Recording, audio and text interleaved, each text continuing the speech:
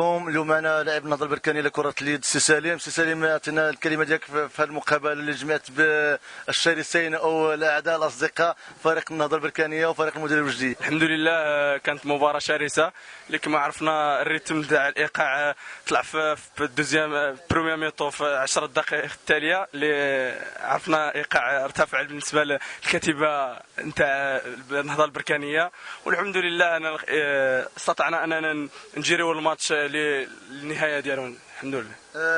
اليوم شفنا واحد المقابله كانت مقابله شيقه اللي كان حضر فيها الجمهور بكثافه. واش هي رساله الجمهور البركاني؟ كما كيعرف الجميع ان الجمهور البركاني كيبدع باللوحات ديالو الفنيه، والحمد لله انا بين على انه حضاري وجمهور الاول في المغرب ان شاء الله. شكرا لك.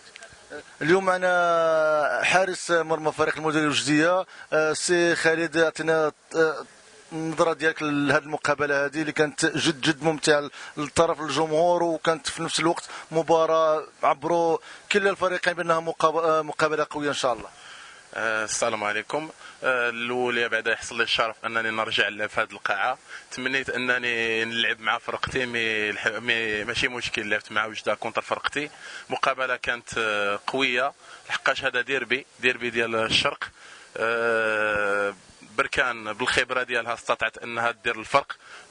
وجده الصاعد الجديد لقسم الاضواء قام مقابله جيده، ولكن عادي بالنسبه للفريق اول مره يلعب في السيب.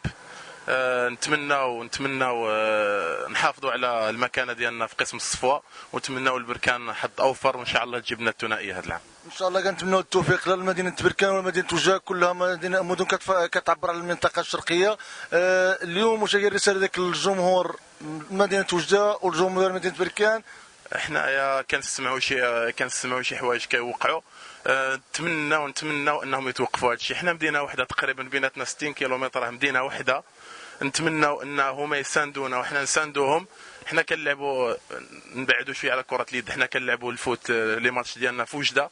نتمناو انهم يساندونا، وحتى حنايا غادي تجي الظروف وغادي يجي نهار الذي يحتاجونا وغادي نوقفوا معهم. نتمناو هذوك المسائل ديال العنف والتعصب للمدينه وكذا يتحيدوا، لحقاش حنا مدينه واحده. وجده هي بركان وبركان هي وجده.